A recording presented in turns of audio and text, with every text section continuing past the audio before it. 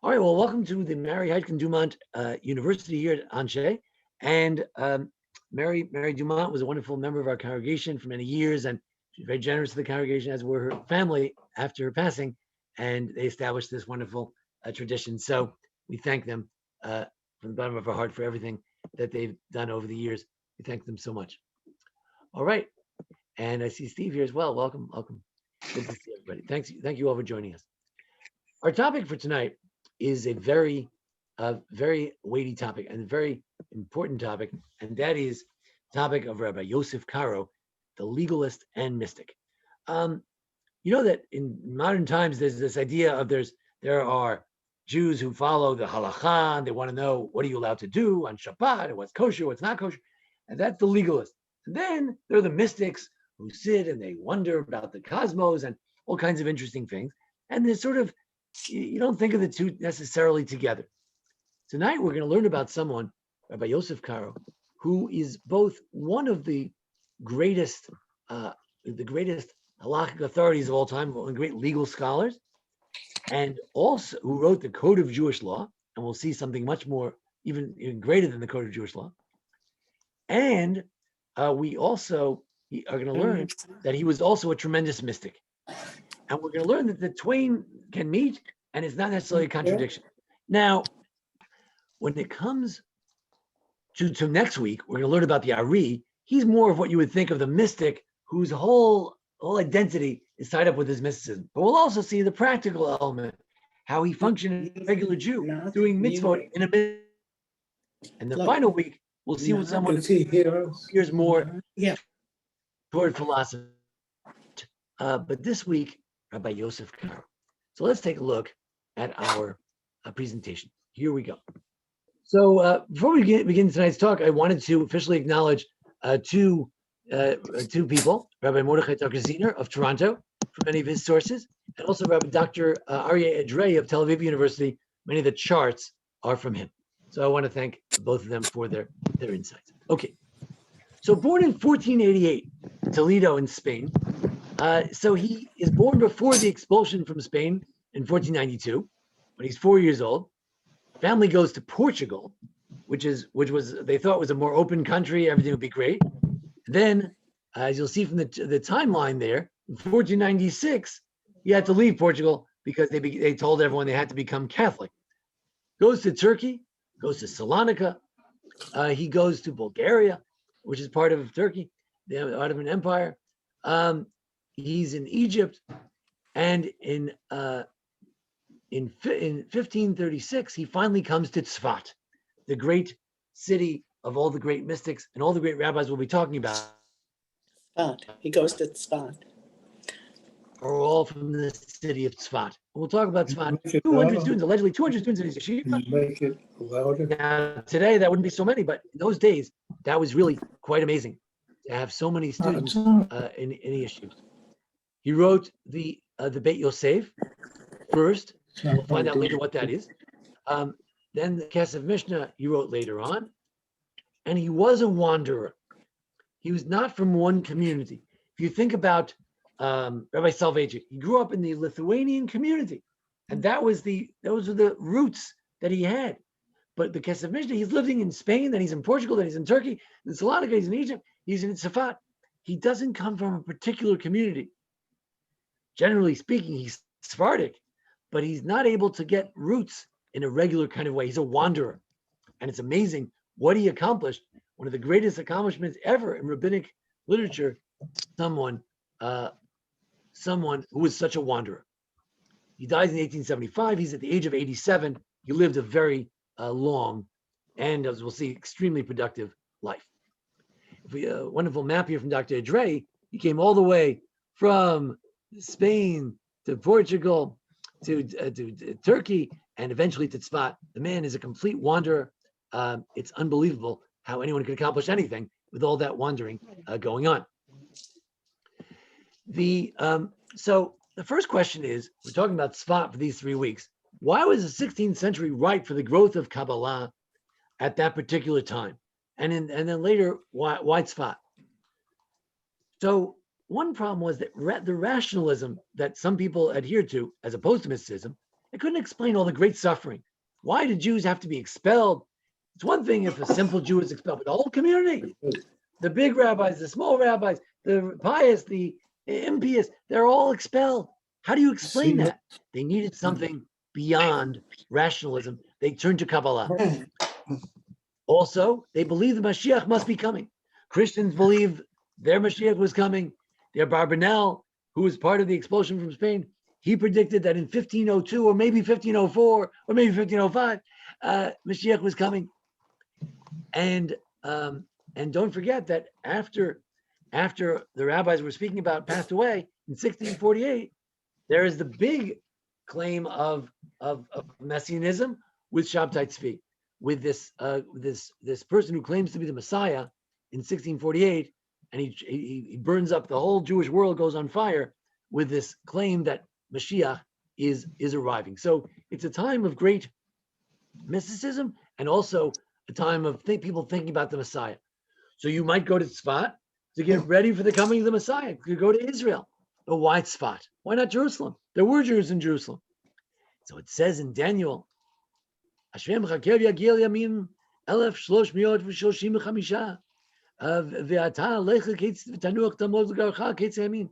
in Daniel that in 1335 days or years, there'll be the end of days. So based on this, the Abarbanel thought that in the year 5th, shortly after the expulsion from Spain, surely the Mashiach will come. We couldn't have suffered such a great loss, and without the Mashiach coming, surely he's going to come. But why the Galilee? Why should they go? You see the sea of the Galilee, see north of Tiberias. Why there? So the Zohar says, the great work of mysticism says in Parshat Shemot, at that time Mashiach will awaken to leave the Garden of Eden from that place which is called the bird's nest, and he will awaken in the land of the Galilee. So it says explicitly that the Mashiach is coming from the Galilee. If he comes from the Galilee, then we've got to be there. You don't want to miss out on the Mashiach. So you've got to go to the Galilee. So it's a good place to be to see the forthcoming Mashiach. All right, see, Orlovsky wrote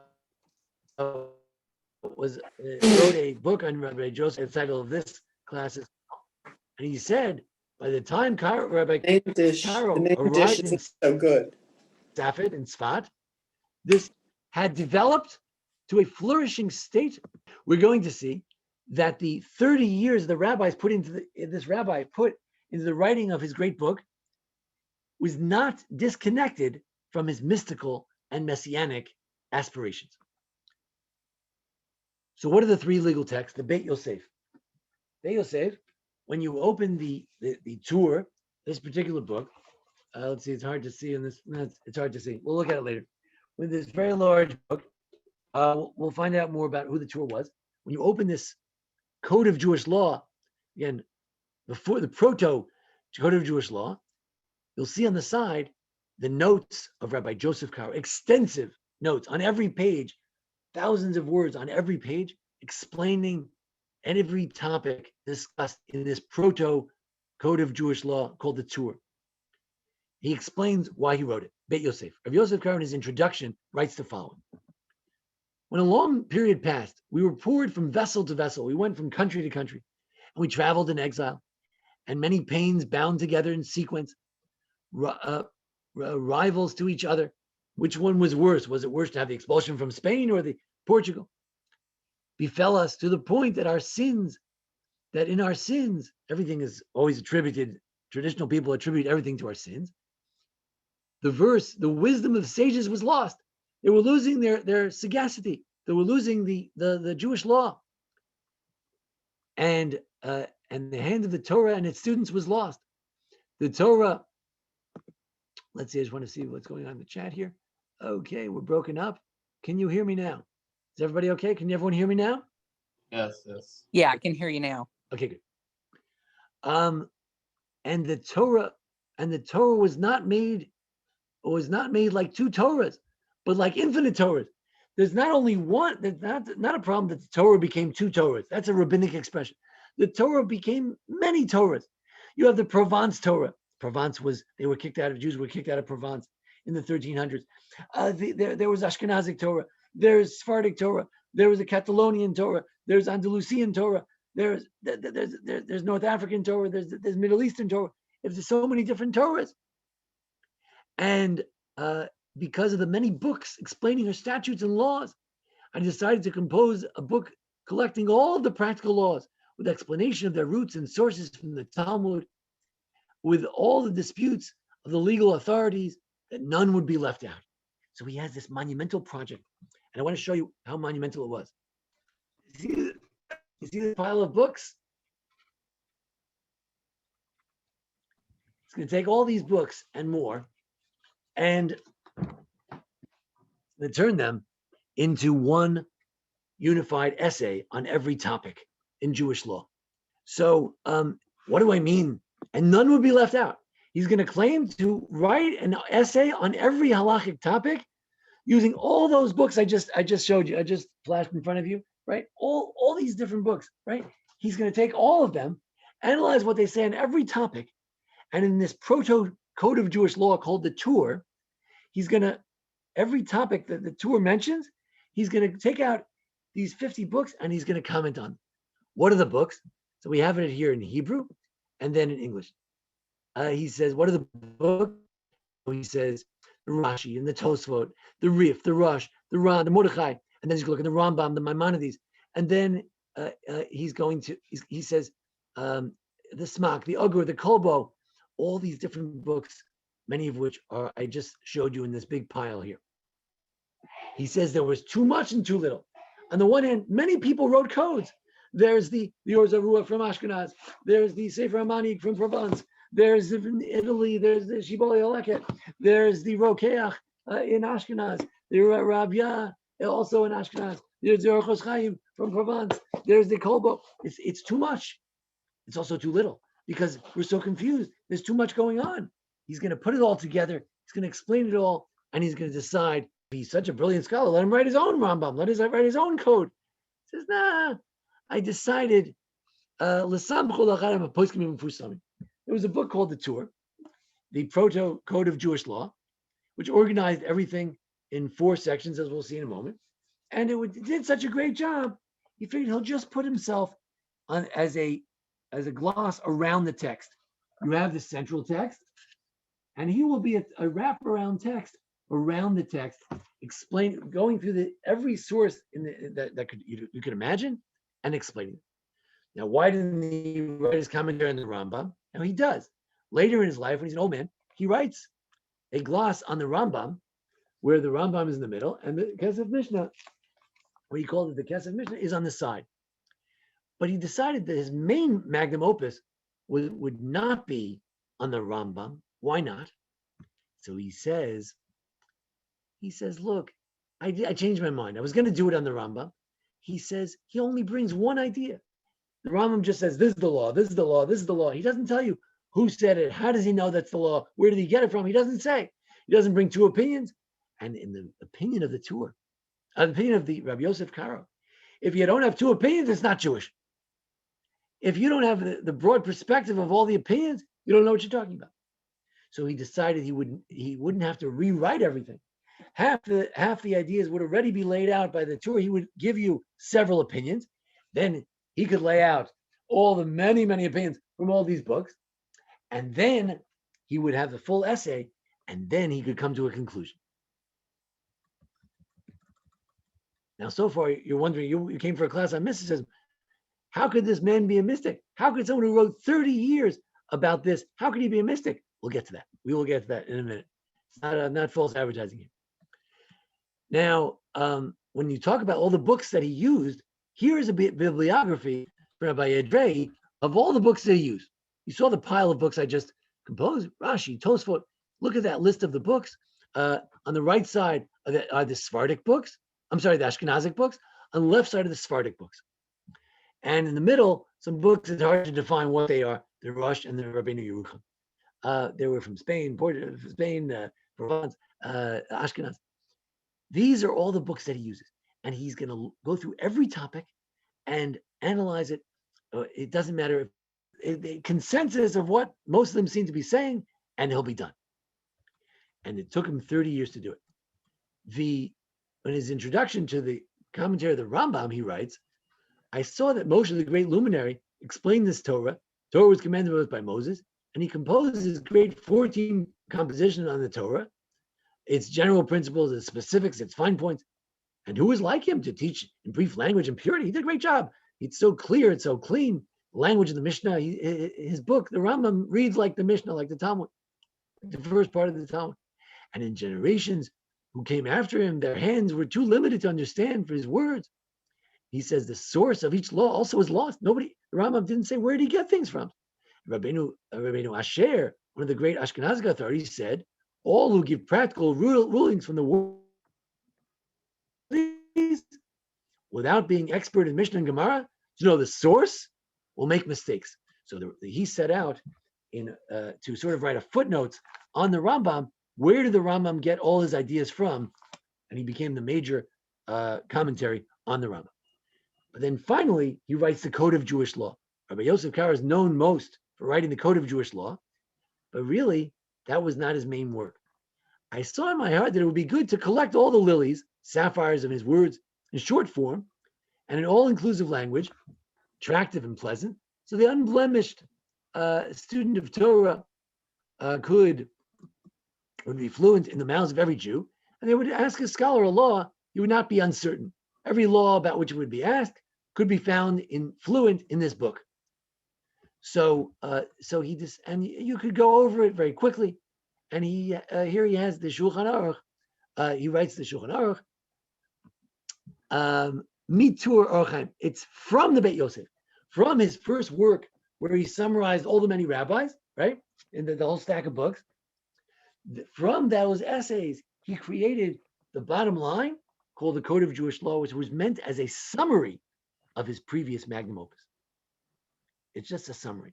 If you look on the third line here, it says Kitzur Michibur HaGadol. It's an abbreviation of his main work, the Beit Yosef, where he goes through all those essays. Now, if you ask, why would a man who's a mystic spend so much time on this?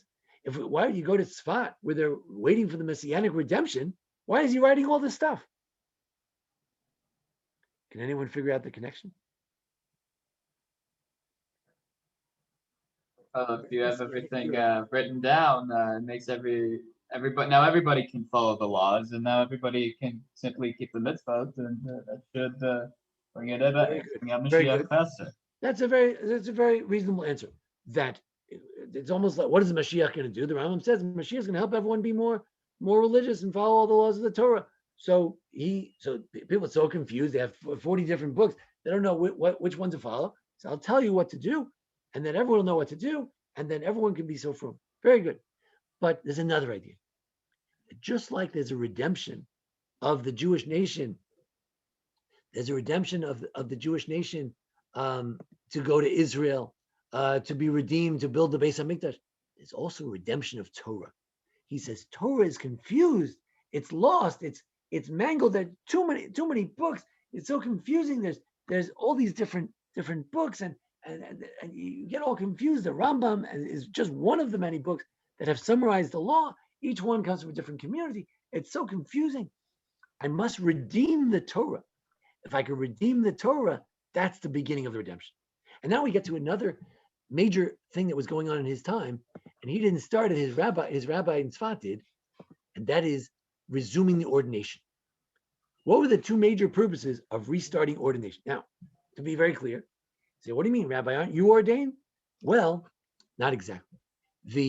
There was a certain type of smicha they used to give, an ordination that they gave in the days of the Mishnah and the beginning of the Talmud, and certainly in the first temple and second temple, which we don't have anymore. It was lost. The Romans said anybody who gives smicha will be destroyed, and we stopped giving smicha. Today, when I say I'm a rabbi, I mean that my rabbi said he learned some stuff, he passed some tests, and now he can decide Jewish law. But it's just giving me permission to decide Jewish law. But The original smicha was like from Joshua, from David, from Moses to Joshua, and going on to the elders, and each generation, and it gave them authority to fine you, to whip you, to give punishments, corporal punishments. Today we don't have that authority anymore.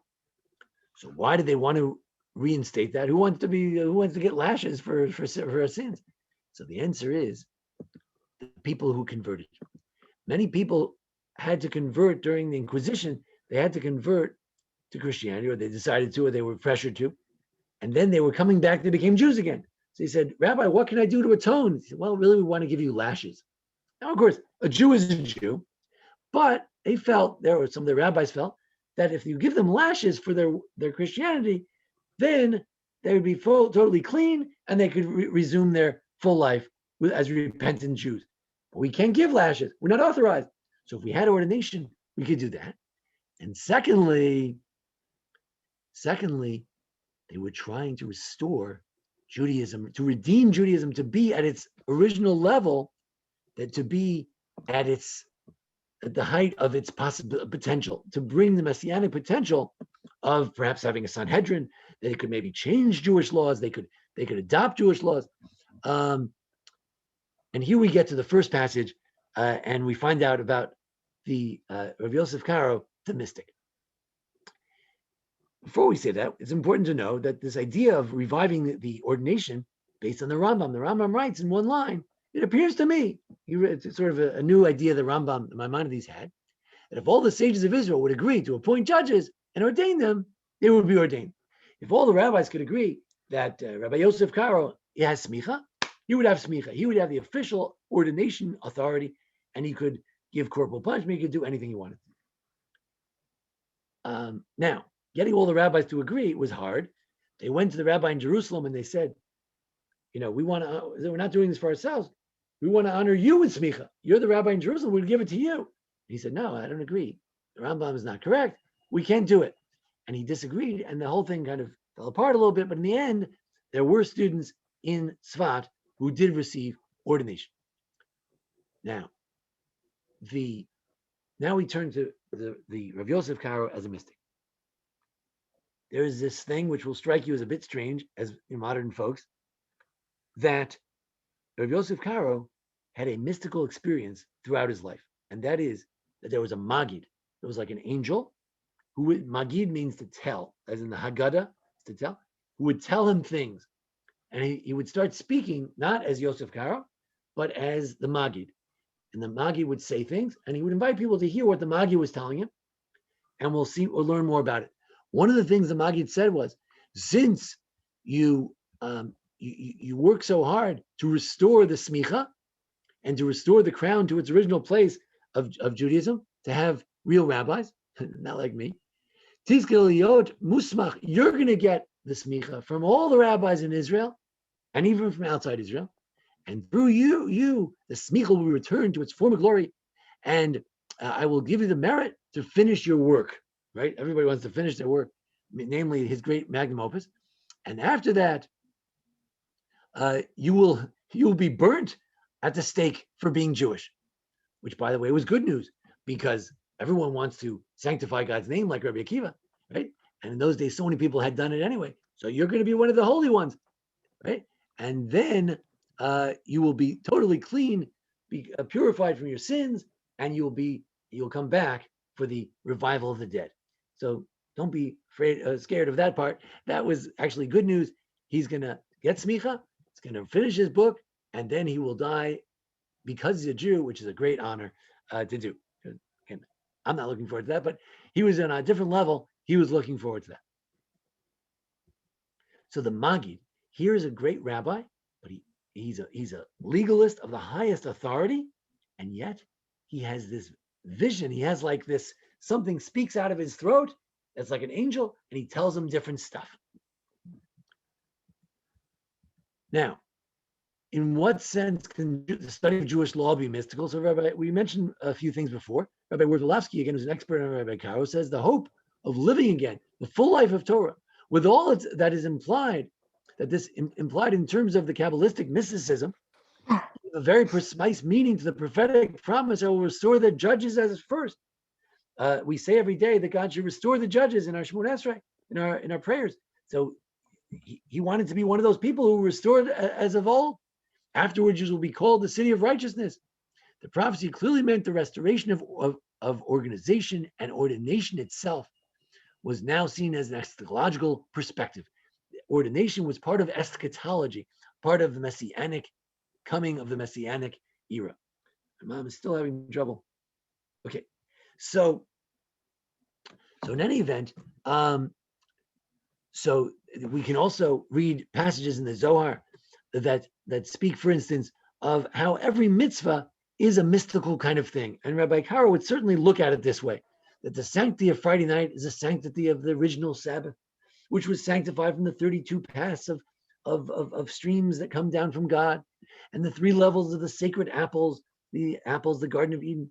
And for that sanctity, we must state the deeds of Reshit, the Maaseh Reshit. When we say the Kiddush, we're not just, for instance, when someone like Rabbi Yosef Karo makes Kiddush on Friday night, it's not just Kiddush, it's also, like the Zohar says, we're changing the whole world, and we're restoring the world to the Garden of Eden and fixing the sin of the first sin.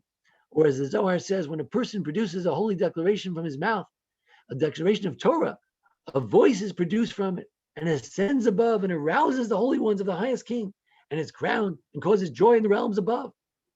So we have to realize that anyone like Rabbi Yosef Karo, who among other things, would be versed in the Zohar, and he's well versed in every book. So he would believe that every word of Torah, it arouses the highest levels, and it with God, and it causes great joy in the worlds above. So just studying Torah is related to that. Now, so let's get back to this Maggid. You all came for the mysticism. We want to know, how is he a mystic? Okay, he's a great legal scholar. He wrote the Code of Jewish Law, the Shulchan Aruch, as we'll see more about that later, the Code of Jewish Law. He wrote his magnum opus, where he has an essay on every topic of Jewish law that goes on and on and on. Here's an example of one essay that, right, the tour just said this much, and the essay, all this stuff, anthologizing all the rabbis who I mentioned in those books that are in that pile right next to me. But now we're going to learn what kind of Kabbalist he was from the Maggid Mesharim.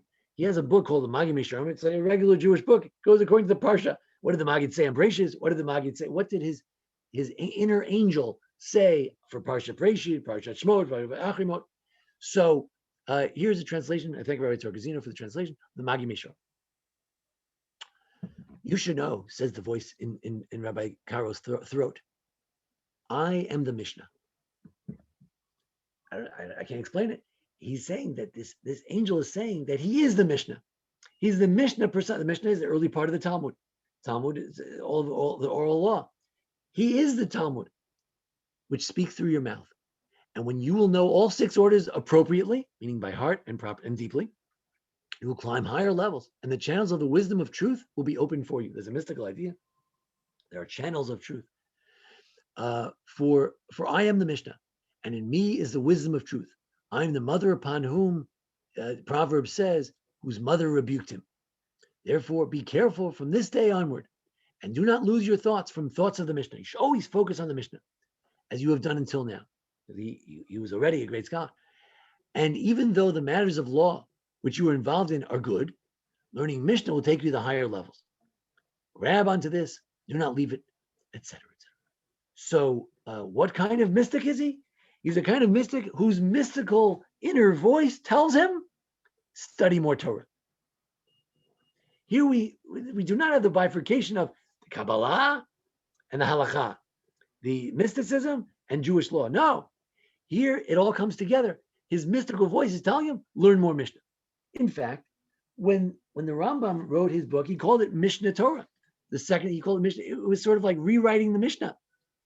When the Code of Jewish Law is written, and based on the magnum opus of the Beit Yosef, I hope you'll walk away tonight knowing his magnum opus was Beit Yosef, the house of Joseph, Joseph Karo, the house of Yosef. That's the one with the wraparound commentary, essays on every topic. when he took that, summarized it in the Code of Jewish Law, the Shulchan Aruch, he was basically rewriting the Mishnah in 4 volumes.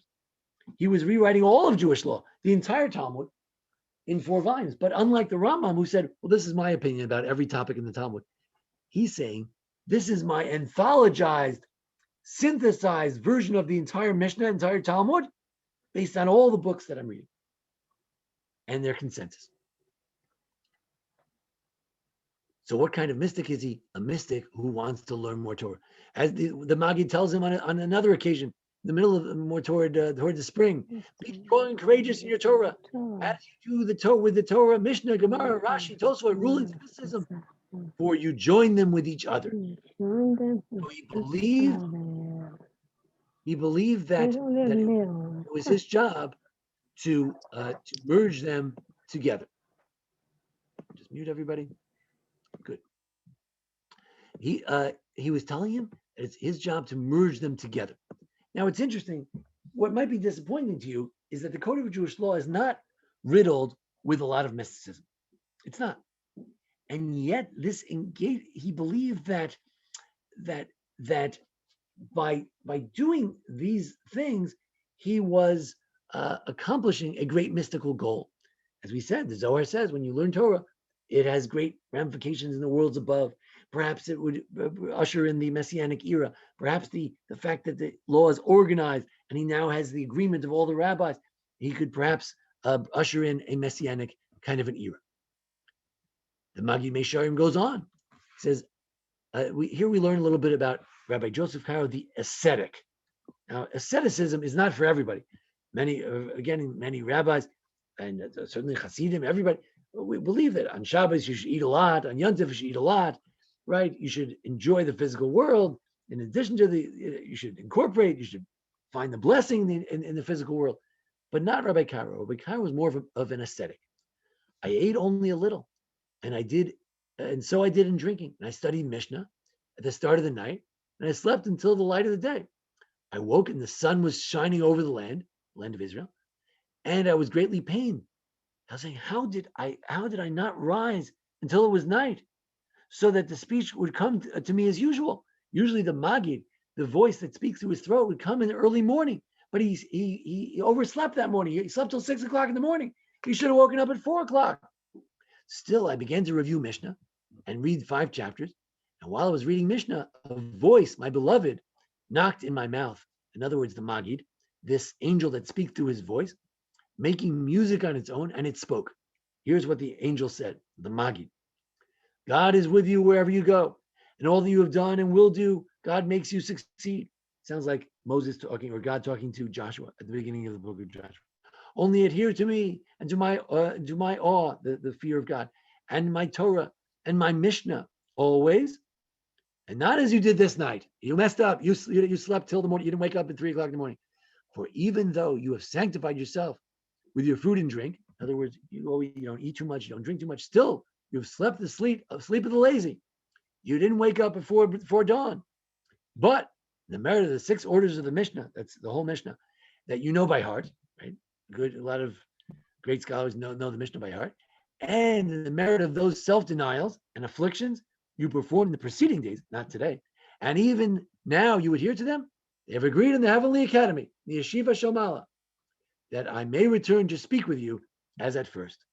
So we're not talking about a simple Jew who's a big scholar. He's a professor of Jewish law. He knows all the books and he made an anthology. No, he's a great mystic. He's a great ascetic. And it pains him if he wakes up merely at dawn with the sunrise. He wakes up before that and starts studying and expects a voice to speak from within, which is the voice of the Mishnah. Here he has it in Hebrew as well, for those of you who appreciate it. The Maggid Meisharim continues in Parashat Vayikra, which we'll be reading not too many weeks from now, before Pesach. He says, because you devoted your spirit to returning the crown of the ordination to its ancient standing, you will merit to be ordained by all the sages of Israel and the sages of the diaspora. Through you, I will restore ordination to its ancient status, and I will give you the merit of completing your composition. That's his great work, magnum opus. And after that, you will be burned to sanctify me, as we mentioned before. Now,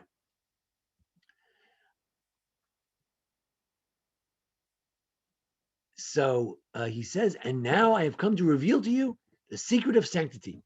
You should know that, which my chosen one, the Solomon, said, that one should not respond amen after Yikareh Mishiche. It's not true. One must respond 5 times. So here we get to a very important point for the Anshei Sphard. Those of you who have been to Anshei know that our Kaddish is slightly different from the Ashkenazi Kaddish.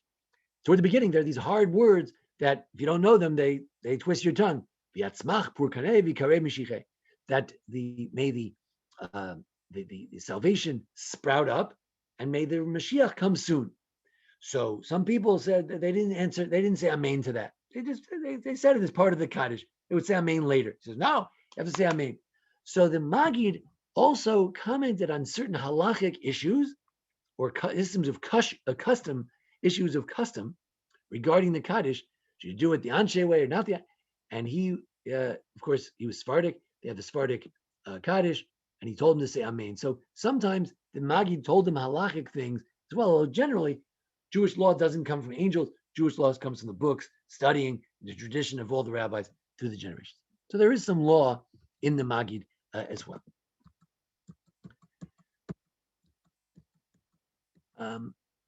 Good. Then he says, thus you will always adhere to Hashem and you will merit to have miracles performed via you. So it's not a small promise from him. Now, you may say to yourself, what kind of crazy person is this? I mean, forgive me, but he's having voices of other people speaking through his throat. How would other people take this? They say, Rabbi, you need to get more sleep. What's wrong with you? You have someone talking through your mouth. You may, or maybe they think he's a phony and making things up. Says Orbolowski, the students of mysticism need no special proof that Magidim and similar phenomenon, mentor angels, guiding spirits, voices exist, and that in certain periods and in certain groups, their manifestation can be fairly frequent and typical, not to say epidemic. Sorry for that word in this context of our pandemic. Many testimonies and reports about Magidim and similar phenomena should not be underestimated. In spite of modern attempts and diverse quarters to boost the purely spiritual side of mysticism, it becomes increasingly clear the history of mysticism does not necessarily justify the fashionable tendencies among writers on mysticism. Some mystics of today, you can find them online, they want to denude the mysticism of its halakha. They'll say, how can we just take the mystical part of Judaism, throw the rest of it away? Here we do not find that at all. The mystic inside Rabbi Karo's throat, literally, is telling him to follow Jewish law. As far as Rabbi Karo's Maggid goes, we have solid contemporary evidence. We know for a fact that people testified that he had a Maggid. Some people wanted to claim that Rabbi Karo is a legalist, he's a lawyer, and he never did this thing with the mystic, with the voice, and it's a big phony thing. Someone else wrote it. He says, no. There's a slightly deprecatory remark in Rabbi Chaim Vital's Shar al-Gilgulim. The Ari will God willing hear about next week, the great mystic. His main student was the Chaim Vital. He has a book called Shar al-Gilgulim about transmigration of the souls. And that rabbi said that the Maggid, the voice in his throat, misled Rabbi Karo in the matter of the former incarnation of his son. Rabbi Karo lost a son. In those days, there were a lot of tragedies. And unfortunately, today also we have tragedies like that. And he found comfort in thinking that someone so-and-so was a reincarnation of his son. But Rabbi Vital said, I'm sorry, you made a mistake. The Maggid told you that, but it's a mistake. He's misleading you. But never did anybody say Rabbi Karo didn't have a mystic speaking in his throat. He had a mystic speaking in his throat. Maybe he made a mistake about the mystic, or the voice made a mistake. But everybody agreed that Rabbi Karo, as testified by a contemporary of his, had a Maggid, had someone speaking from his throat. So it confirms that there was a Maggid that was taken for granted by all who lived in Tzefat, that Rabbi Karo had an angel speaking through his throat. Now, did Rabbi Karo incorporate mysticism in his legal writings? So, so there's a statement in the Maggid Mesharim, in that book about the one who speaks through his throat. So he mentions the idea of the V'yatzmach, about the Kaddish. Generally speaking, again, this will be a little disappointing to some of you tonight who came to hear about the mystic. Generally speaking, the Code of Jewish law is somewhat free from mysticism, even though he's deeply aware of he's deeply aware of all the great of all the great mystical writings. He had to decide things based on these legal books, these legal tractates, not based so much on the Zohar. However, a very interesting case in point is wearing tefillin on Chol Hamoed. So we're going to take a little digression for a minute to a legal case, and this will give you a sense of the magnum opus of Rabbi Karo, of his essays, where he incorporates all those rabbis we saw on the list. We saw my stack of books over here, which is too heavy for me to lift up and show you every time because I can't lift that many books in one shot. We'll get a little feeling of his magnum opus, and also how he deals with the Ari's writings and or specifically the Zohar's writings about or mystical books writings about the topic of tefillah and Chol Hamoed. So just to be clear, we know that Jewish men certainly wear tefillin every day, but not on Shabbos, because tefillin is a sign, and on Shabbos is also a sign. We don't need two signs. On Shabbos, we don't have to wear tefillin. What about Yom Tov? It's also a sign. You don't have to wear tefillin. What about the intermediate days of Pesach and Sukkot? The days when, it's in between the beginning of Pesach, the end of Pesach. It's sort of a holiday. You still eat matzah. You still sit in the sukkah, but you can go to work maybe a little bit. Maybe there's some restrictions, not well known, but there are some restrictions of what you can do and not do on those days. So should you wear tefillin or shouldn't you wear tefillin? Okay, that's the question. So look at this essay of the tour. I broke it down for you. I did not translate it, but you can, if you read Hebrew, you'll be able to see the names of certain rabbis, and I'll point it out to you. It'll be very clear. So the tour, the book which the Rabbi Karo decided to write his magnum opus around that book, very clever idea. If you want to be a radical and you write your own book, somebody could say, who needs your book? Your book is no good. But if you take a book everyone accepts, the Arbaturi, he's the son of the Rosh. The Rosh was a great Ashkenazic authority. And he wrote a wonderful code, and he had a wonderful system, which of Yosef Karo steals and uses when he writes the Code of Jewish Law. You take this book, and instead of writing a new one, you write a wraparound commentary around it. It gives you a lot of authority because you're sitting on top of an authority already. So it was a safe thing to do. Then he writes his Code of Jewish Law as a summary of his essays, and everyone accepts it. Now, so Tefillin and Chol Hamoed. So the tour, that book he based himself on, says 2 lines.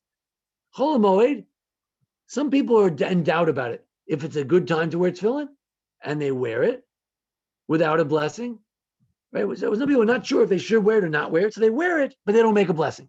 It's the old Jewish compromise. You do it, but don't say Baruch Atah Hashem. Don't say Hashem's name. The Avi Adonizal, the tour was the son of the Rosh. Rabbeinu Asher was one of the great authorities who also summarized the Talmud, and in a less organized fashion. And he said, the tour says, his father said, he would put them on and make a blessing. He wasn't so worried about it. He put them on. Comes the Beit Yosef, Rabbi Yosef Karo, and he goes through here an essay, which I'm using as a sample of Rabbi Karo. Here we go. Beit Yosef in the Orach Chaim, section 31. Chol Hamoed, as the tour said, we're not sure. Why are we not sure? The Tosfot said, so here we have the first name, the Tosfot, that's Rashi's grandchildren. They said that Shabbos and Yom Tov are excluded. You don't wear tefillin on Shabbos and Yom Tov because they're a sign, because you don't work on those days. So what about Chol Hamoed? You can work on Chol Hamoed. So then maybe you could. Or on the other hand, you're not allowed to eat chametz on Pesach. Now you have to sit in a sukkah on Chol Hamoed sukkahs. So maybe it does have a sign. Doesn't have a sign or doesn't have a sign. So the Tosfot said it does have a sign. You have to sit in the sukkah on Chol Hamoed sukkahs. You have to eat matzah on Pesach. It has a sign. So you should not wear tefillin on Chol Hamoed, according to Tosfot, Rashi's grandchildren. He's Ashkenazi. However, the Gemara in Moed Katan in the Talmud sounds like Chol Moed, you do have to wear tefillin. They talk about writing tefillin. If you have to write tefillin on Chol Moed, you can write them. So you can wear them. So it sounds like you do wear tefillin. But the Tosfot say you don't wear tefillin. But he says, well, maybe those rabbis had a different opinion. Who says we follow that? And then it says in the Jerusalem Talmud that you do have to wear tefillin. Oh, so we have the Jerusalem Talmud. Our Talmud is not clear. You have the Jerusalem Talmud says you have to wear tefillin. The Rosh, who is the Torah's father, again, the book on which Rabbi Joseph Karo based his commentary, was the Torah. The Torah had a father who was a great authority. His name was the Rosh. The Rosh says, he quotes all this stuff, and he says, look, why don't we interpret our Gemara not to be in conflict with the Jerusalem Talmud, and we'll say that Yom Tov and Shabbos, that the Yom Tov and Shabbos you can't work. Chol Hamoed you can. You have to wear tefillin on Chol Hamoed. Period. Then the Sefer HYTKEN. He quotes one of the books I don't have here right this second. He quotes that you're not allowed to wear tefillin on Chol Hamoed. You're not allowed to. The Rosh disagreed, and he says some people will make it without a bracha, and if you make a bracha, there's no great loss. That's the Rosh. Then he quotes the Mordechai. He was killed by the Crusaders, and he quotes he in turn quotes the Ri, Rashi's great grandson, and he says the Talmud says it very clearly. You have to wear tefillin. The Smak and the Sma, which I have here, the Sefer Mitzvos Gadol, the one of the books on the 613 mitzvahs written in Ashkenaz in Germany. He says you should wear it without a bracha. But the Maram, who is the Rosh's Rabbi, used to make a bracha based on the Jerusalem Talmud. The Rashba, who lived in Spain, wrote in a responsa that you don't wear the tefillin. And the Ravid and the Tosfot said the same thing, that you don't wear tefillin. And that's what we do, says the Mordechai. The Mordechai quotes all these people and says that we do it. What's the Rabbi Yosef Karo, what's his opinion? So he makes a theory. All the Sephardic people don't wear them because the Rashba was the great rabbi of Spain, and he said you don't wear them. Just like the Rosh, who was a great rabbi who moved from Ashkenaz to Spain. So they don't wear them on Spain. I'm sorry. And he heard that they used to wear them, like the Rosh, who was a rabbi in Toledo. And then they heard that the Rosh, Shimon Bar Yochai, the great mystic, says in a certain statement, or midrash, that you're not allowed to wear them. So they decided not to wear them. Again, all Sephardic Jews used to not wear them. But he heard that nowadays they don't wear them. Originally, they used to wear them. But when they heard about the mystic, they decided not to wear them. And that's what my uncle, Rabbi Yitzchak Karo, said. Rabbi Karo did come from a rabbinic family. There are other rabbis in his family, as you see here. What is Reb Shimon Bar Yochai, the great mystic that we celebrate in Meron, which is near Tzefat? One reason they chose Tzefat because it's near the burial of Reb Shimon Bar Yochai, the burial place. You can see the Meron from across the valley when you're in Tzefat. So he says, he quotes a whole midrash, and the midrash here says that on Chol Hamoed, Asur la'anacha, it's forbidden, says this book, to wear tefillin on Chol Hamoed. Asur, it's forbidden to wear it. It's a whole Aramaic passage. So comes the Beit Yosef after quoting this very long passage and says, since our Talmud is not clear as to whether you should wear tefillin on Chol Hamoed or not, who can find it pleasant in his mind, in his heart, to approach and to go against the great Reb Shimon Bar Yochai, the great mystic, who's buried across the valley over here, who says that it's so terrible. He goes through this long thing of how terrible it is to wear tefillin on Chol Hamoed. So in this particular case, the Beit Yosef decided the law based on the great mystic. So what about in the Code of Jewish Law? When he summarized all of it in the Code of Jewish Law, what did he say? So we turned here to section 31. And again, the Code of Jewish Law is also commented on later in the last century by the great Chavetz Chaim. Anyway, he says simply, on Chol Hamoed, it's forbidden to wear tefillin. Because Chol Hamoed is also a sign you don't need to wear tefillin. So he summarized this whole essay, summarized in one line, and he says in the Code of Jewish Law, you don't wear tefillin on Chol HaMoed, period.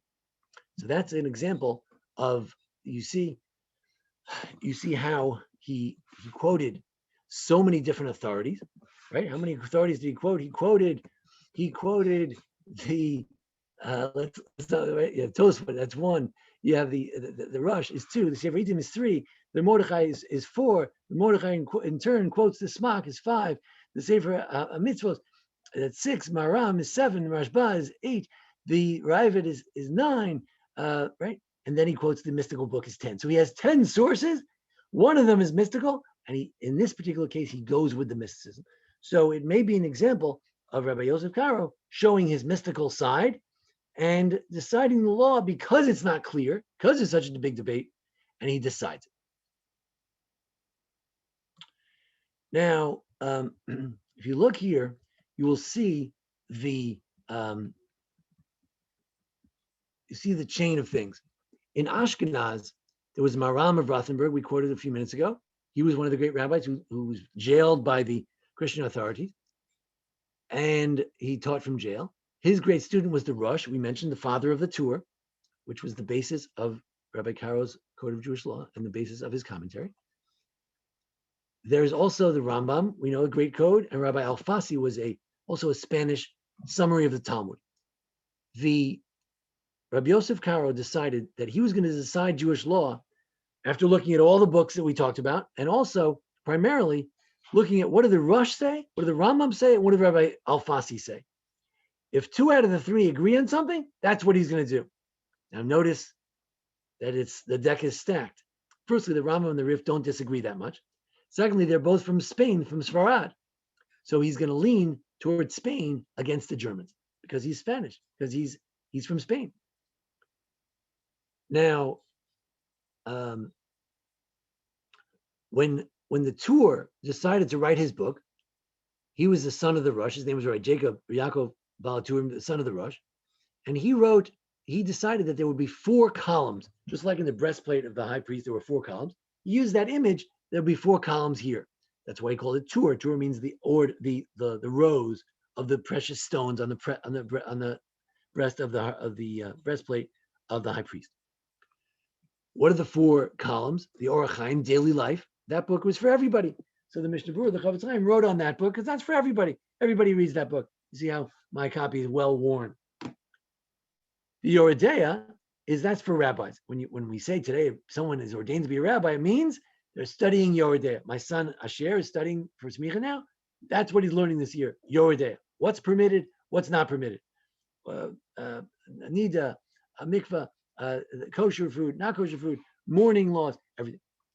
Even Ezer regarding marriage. Some rabbis, like Rabbi Nata, is an expert in marriage laws, divorce, kesubas, things like that. Choshen Mishpat, civil laws. Some rabbis are judges. Rabbi Shai Finkelstein, when he was here, became a judge. It's a certain field to know the Babas, Bava Kama, Bava Metzia. These are the 4 areas, and that's mostly for judges. Of course, Rabbi Karo, he knew it all. He knew what the judges know, the rabbis, the daily life. He knew it all, and he understood it all. So the Rav Karo wanted to know, what do the Rif, the Ram, and the Rosh say? And he will decide all these issues in all these 4 areas based on that. So then if we ask ourselves, why do people talk about the Code of Jewish Law? I mean, the Code of Jewish Law, that's a pretty serious statement. What gives it the authority? So based on what we said tonight, what do you think? What gives the Code of Jewish Law its authority? Anybody? Can you repeat the question, please? What gives the Code of Jewish Law its authority? Why don't we just say, so he wrote another book. There are millions of books. He wrote another book. Who cares? What gives it its authority?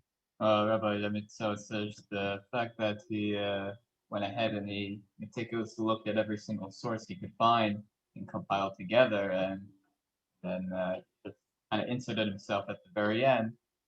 I would say said that. Right. In other words, the Rambam was not accepted as the Code of Jewish Law. Some people might accept it, but maybe some Yemenite Jews, some Salvations. But for most people, it's not the Code of Jewish Law.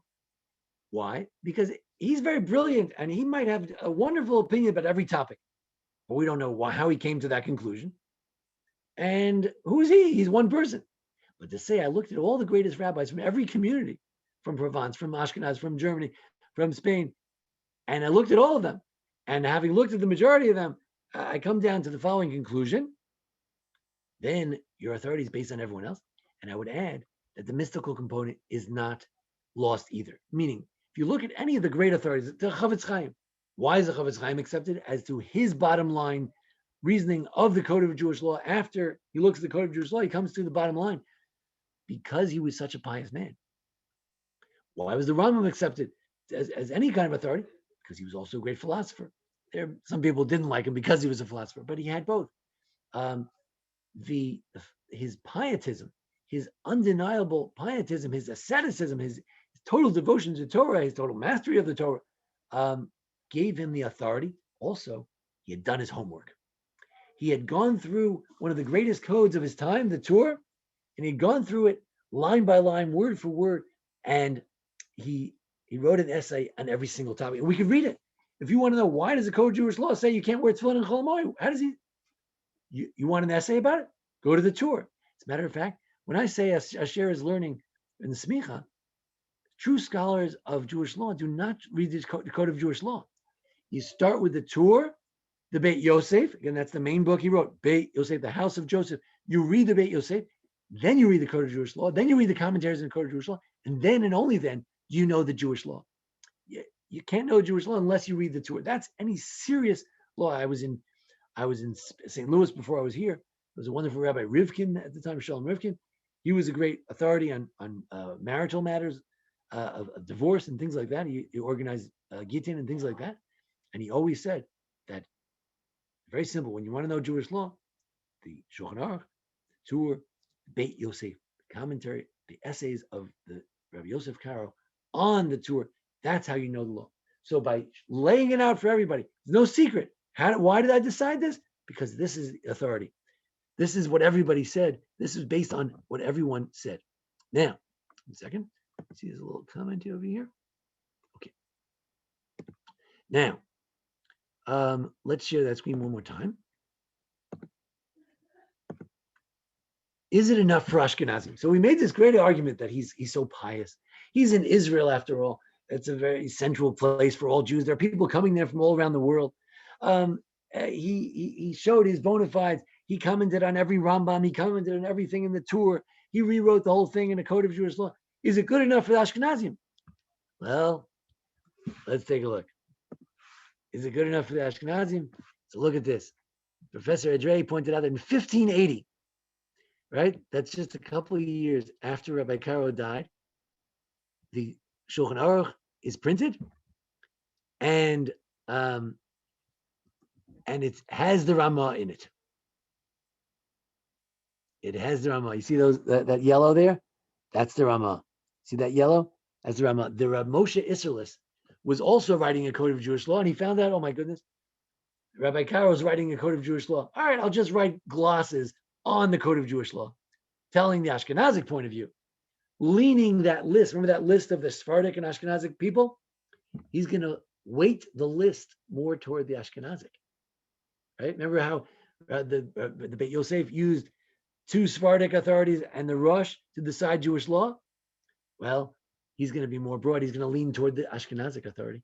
So just a few years, 14 years after Rav Yosef Karo is gone, the Shulchan Aruch is printed with the comments of the Ashkenazic authority called Rabbi Moshe Isserles, the great sage, revered sage, who only lived for about 30, 40 years, the great sage of Krakow, of Poland.